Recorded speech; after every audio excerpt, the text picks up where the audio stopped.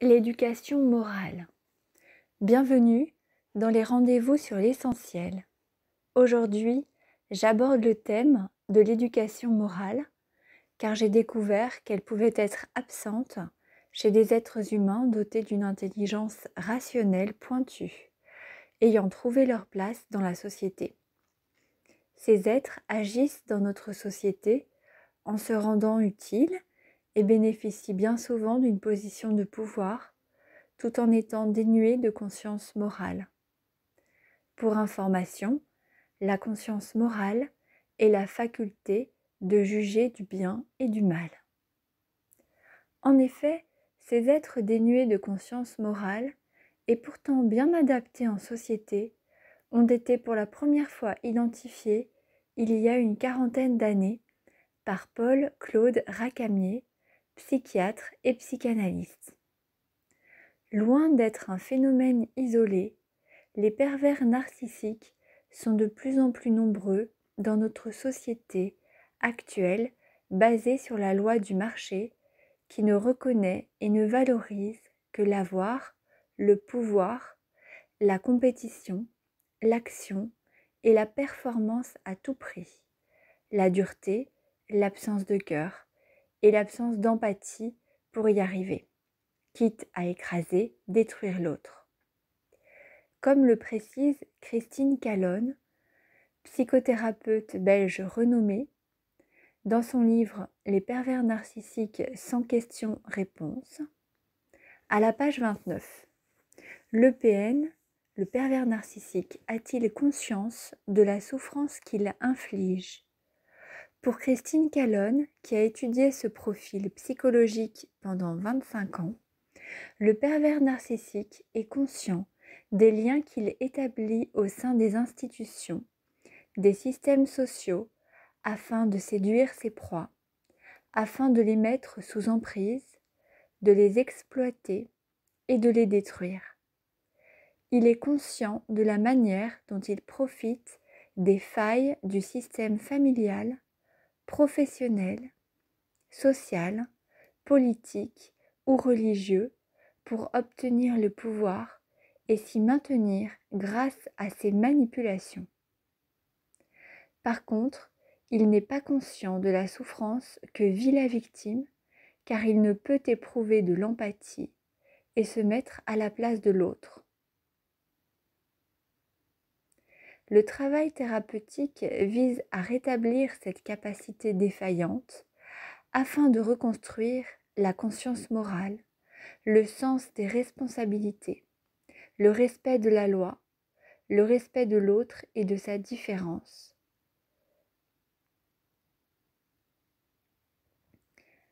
C'est une grande tâche que certains jugent impossible parce que c'est une psychologie structurelle.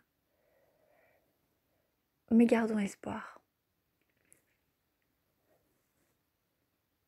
Qu'est-ce qui fait qu'un être humain a la faculté ou non de juger du bien et du mal ? L'a-t-il de manière innée, comme le suggère Rousseau, comme il l'évoque dans son livre L'Émile, Profession du vicaire savoyard de 1762, ou pour lui, la conscience morale vient de l'instinct divin. Il l'a décrit comme une voix céleste, ce guide assuré de l'individu intelligent et libre. Donc l'être humain a-t-il de manière innée cette conscience morale ? Ou bien, comme le pense Platon, il l'écrit dans le Protagora, nul n'est méchant volontairement. Pour lui, si nous faisons le mal, c'est par ignorance. Il continue en disant « Nous pensons que cela nous est profitable, or nous nous trompons. Le mal que nous commettons induit des conséquences néfastes pour son auteur. » Les Indiens appellent cela le karma et on ajoute donc des dettes karmiques. Mais sans faire de syncrétisme, restons sur Platon. Alors, si l'être humain ne fait pas le mal volontairement, c'est que la connaissance du bien et du mal n'est pas donnée d'emblée, et qu'elle exige une attention aiguisée. Cela vaut le coup de s'interroger sur ce qui permet d'édifier sa conscience morale, ne serait-ce que pour s'épargner de néfastes retombées.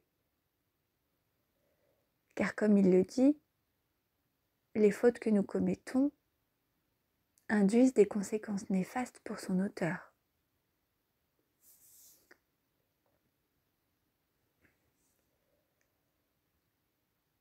On peut identifier une raison essentielle, étudiée par la psychologie et pour laquelle les êtres humains font du mal inconsciemment. Ce serait dû à un égoïsme structurel. Comme l'explique Arnaud Desjardins dans son livre « La voix du cœur », à la page 100, dans son chapitre « Tout est moi ». Le psychisme d'un adulte, surtout l'adulte moderne produit par notre civilisation actuelle, est la répétition d'un cadre qui était formé, cristallisé à peu près vers l'âge de 6 ans. Ce moule rigide engendre un schéma de vision du monde et un schéma de vision de soi-même en relation avec les autres, correspondant à la vision et à l'émotion d'un enfant. Nous avons tous été enfants, mais nous sommes certainement moins bien éduqués, je ne dis pas moins bien instruits, dit-il, que les enfants ne l'ont été dans d'autres sociétés. Ne décidez pas tout de suite que vous constituez l'exception à la règle, écrit-il. Essayez plutôt de vous demander honnêtement si vous n'êtes pas demeuré infantile malgré les années. Même adulte, et sans vous en rendre clairement compte, vous abordez les relations avec les autres à partir d'un schéma d'enfant. L'enfant est fait pour recevoir. C'est normal, c'est naturel. Ce n'est justement qu'après l'âge de 6 ans que de lui-même il peut commencer à donner sans qu'on soit obligé de lui demander. Tu as reçu 4 bonbons, tu peux bien en donner 2 à ta petite sœur. Jusqu'à 6 ans, l'enfant est fait pour demander et recevoir. Par conséquent, l'adulte infantile qui n'a pas assumé une tâche de transformation, de changement intérieur profond, demeure fondamentalement égoïste. C'est cela qu'il faut entendre, non comme une condamnation ou un jugement moral, mais comme une clé pour pouvoir progresser. Ce n'est pas une insulte que je vous lance à la figure, dit-il, c'est une affirmation que vous serez amené à vérifier en ce qui vous concerne. Plus vite vous le vérifierez, plus vite vous commencerez vraiment à changer. C'est indispensable de le voir, en le considérant comme une loi naturelle et en vous souvenant que le chemin de la sagesse réside précisément dans le dépassement des lois naturelles. Et la loi naturelle, c'est cet égoïsme fondamental chez les autres et chez nous. Voilà. Maintenant, pour revenir à la conscience morale, on peut donc concevoir que selon leur niveau d'égoïsme, tous les êtres humains n'ont pas la même conscience.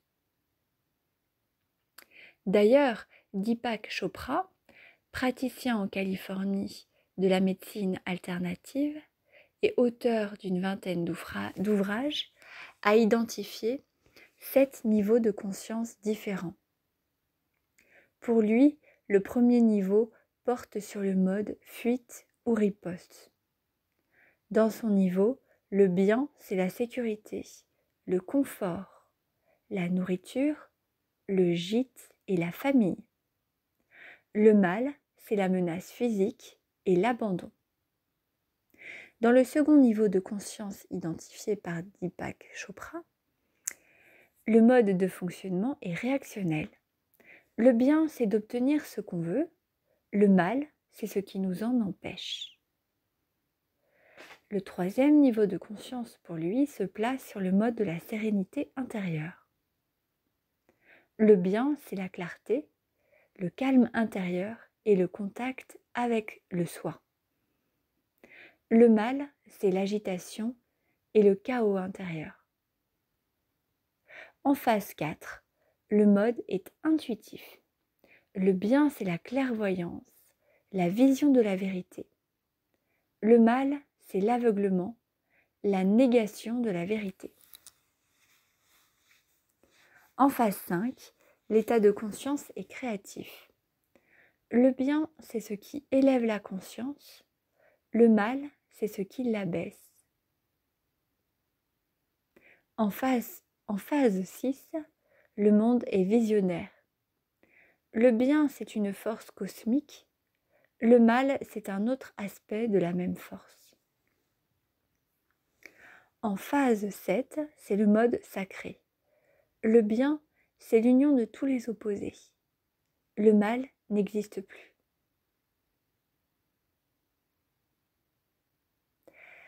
Voilà pour la vision de Deepak Chopra.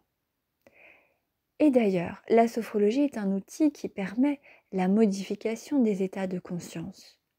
En effet, la séance en sophrologie s'effectue dans le niveau sophroliminal. C'est un état de conscience entre la veille et le sommeil. C'est dans ce niveau que l'on peut passer d'un mode de conscience à un autre. Le comte et professeur de philosophie et psychologie bavarois, Carl Fried von Graf Durkheim, a défini 2 types de conscience humaine que nous utilisons, chacun d'entre nous.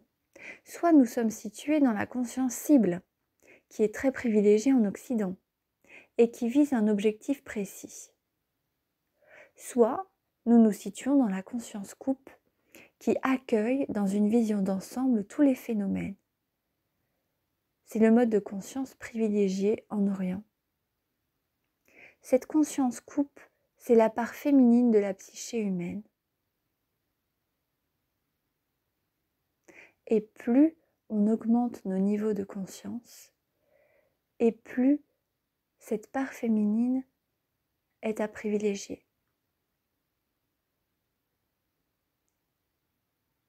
À mon avis, la conscience morale ne peut être édifiée sans le développement de cette conscience coupe.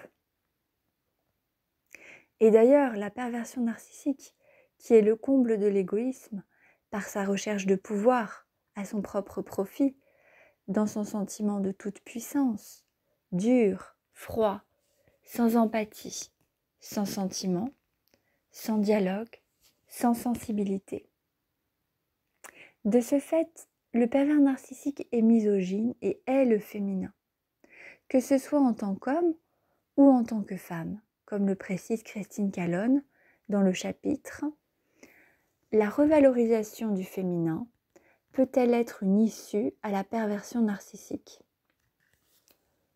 Toujours dans son livre « Les pervers narcissiques sans question-réponse », elle l'affirme. Pour elle, le féminin peut être défini comme la capacité à vivre et à ressentir avec son cœur, avec de la réceptivité, de la sensibilité, de l'empathie, un élan de solidarité et d'intérêt pour l'autre. Cela implique de se sentir relié à soi, son cœur, son corps, aux autres, à la terre. Être dans l'accueil de l'autre en faisant le vide, en allant le chercher là où il est, représente une caractéristique féminine. Cet accueil favorise l'acceptation de la différence, de la souffrance, des émotions. L'empathie crée des comportements de solidarité.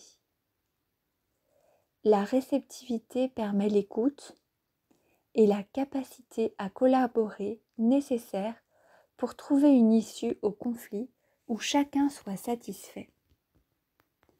Le féminin permet le développement et l'expression d'un amour inconditionnel, sans jugement de soi ou de l'autre.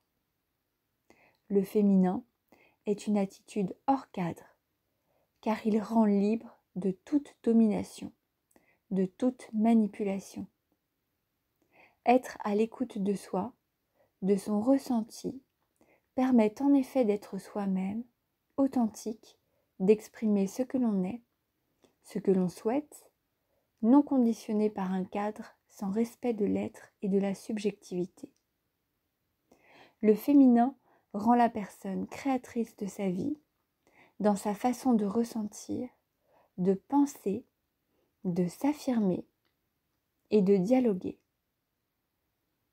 Le féminin est la capacité à se remplir d'énergie positive, de paix, de bien-être, pour donner réellement sans attente de retour. Voilà la vision de Christine Calonne.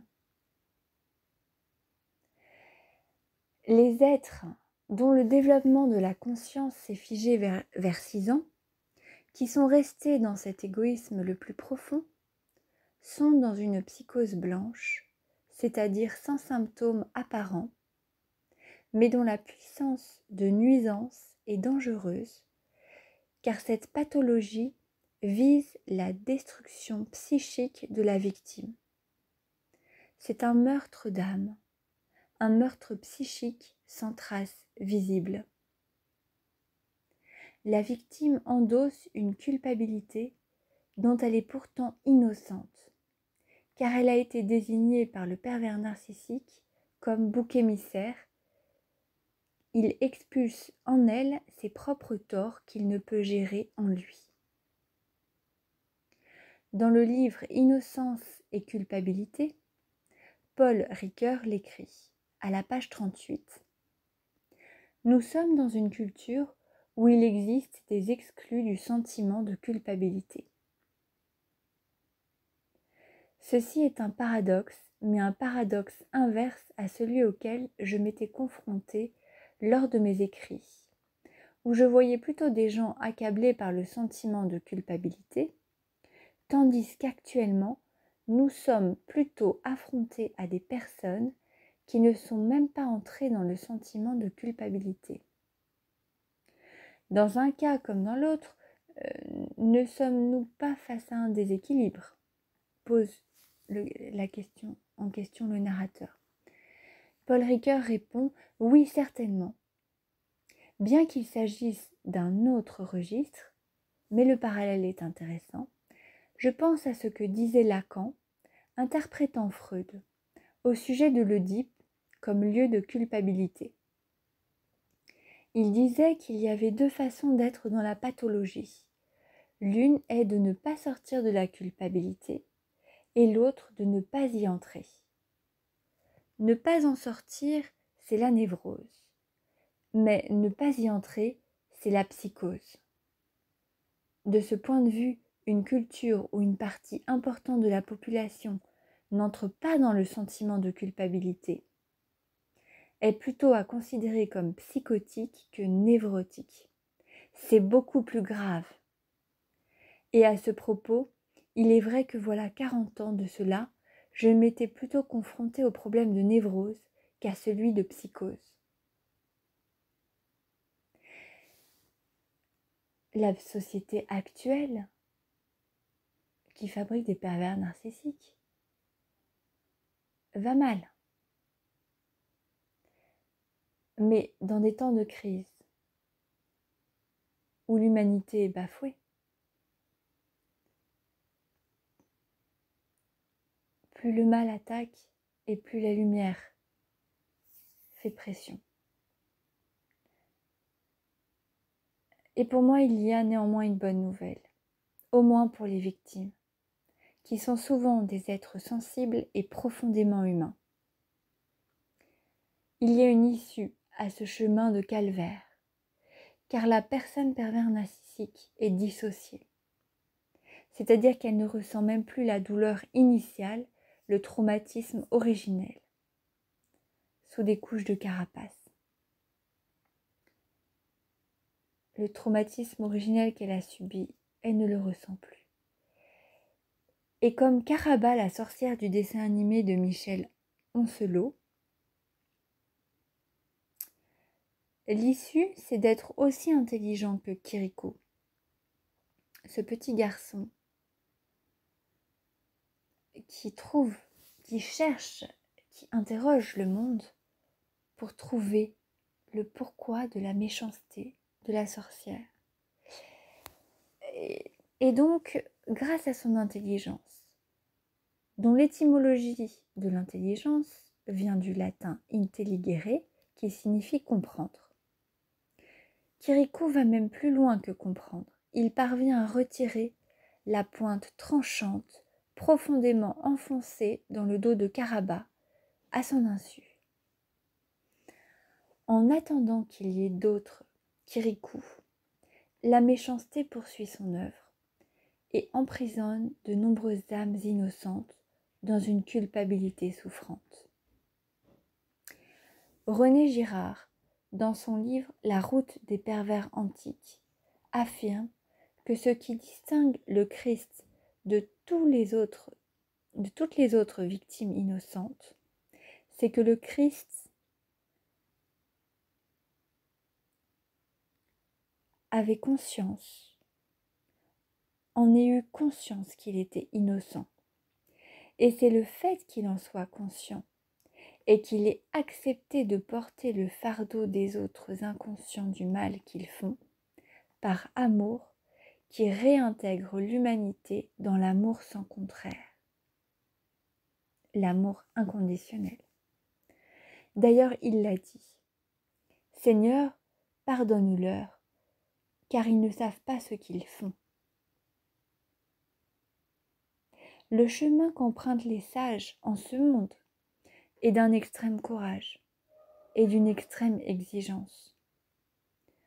Avant de pouvoir discerner, d'acquérir ce discernement, de savoir qu'ils sont innocents, il leur faut endosser le rôle de bouc émissaire.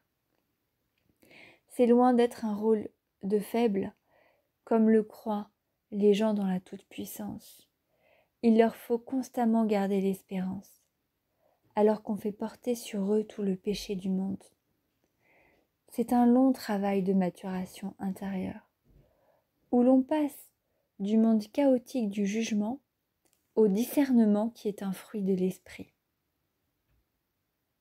Il y a une récompense à ce long chemin. On passe de la conscience cible à la conscience coupe du cœur. Quand on vient dans ce monde, l'on appelle cela naître, et l'on peut entendre naître N'-E-T-R-E. C'est-à-dire que quand on est dans ce monde, c'est n'être plus. Mais une seconde naissance est possible, qui réintègre l'être dans son entièreté. C'est la naissance de la conscience divine en soi. C'est être à tout instant dans la conscience de l'unité. On n'a alors plus rien à craindre. La clarté d'esprit est atteinte de manière irréversible. On a vu, c'est fini. On est réintégré dans la conscience globale, pleine et entière.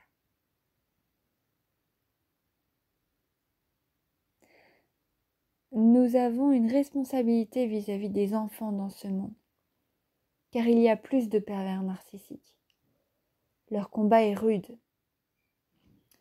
À mon sens, la fréquentation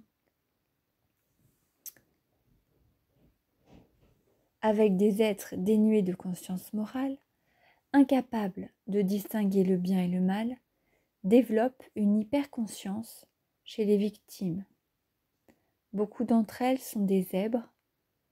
C'est un néologisme, un nouveau terme, mais qui décrit des êtres réfléchis, pas adaptés au monde actuel, avec une vive intelligence. Cette intelligence fait qu'ils se remettent constamment en cause et ils sont incapables de prêter aux autres de mauvaises intentions, car eux-mêmes n'en ont pas. Ils ont toutes les caractéristiques des Hébreux de la Bible, qui s'écrit Hebreux. Mais dans la langue des oiseaux, on entend zébreux, comme un peu les zèbres. Le peuple de Dieu, les Hébreux, calomniés avant d'entrer dans la lumière, étaient sûrement ces gens réfléchis, avec une vive intelligence et une grande sensibilité. En un mot, profondément humain. Il est urgent d'identifier les voies d'une juste éducation pour éviter que des êtres développent une psychose. C'est que les êtres qui les ont élevés étaient eux-mêmes coupés de leur cœur. Et ceci est présent dans notre système scolaire.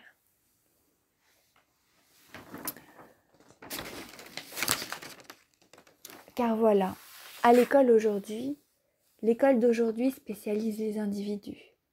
Ils perdent de vue l'ensemble du savoir qui leur aurait permis d'édifier leur conscience morale. C'est-à-dire que les grands savants des siècles précédents, comme Léonard de Vinci par exemple, étaient à la fois scientifiques, ingénieurs, inventeurs, anatomistes, peintres, sculpteurs, architectes, botanistes, musiciens, poètes, philosophes et écrivains. Je rajouterai même théologiens et alchimistes. Le morcellement du savoir nous a permis d'aller plus loin dans des domaines de pointe. Mais n'avons-nous pas perdu dans cette démarche segmentaire la vue d'ensemble, le rapport à l'essentiel qui rend l'être humain fécond et heureux?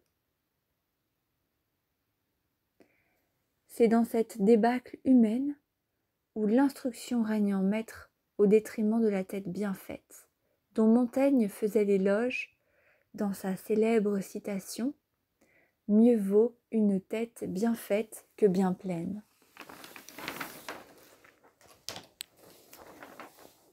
L'éducation essentielle est l'éducation émotionnelle qui permet d'être établie dans la conscience morale, qui permet à la personne de franchir les 7 phases de conscience et d'accéder à sa maturité humaine, garante de son bonheur. Voilà ce dont je voulais vous informer, parce que c'est capital. Une fois qu'on a compris ça, on est libre, libéré de toutes les atteintes psychiques par la compréhension acquise par notre intelligence et notre volonté. Voilà pourquoi il faut travailler les vertus, comme le dit la doctrine chrétienne. Bon courage sur le chemin de la vraie vie.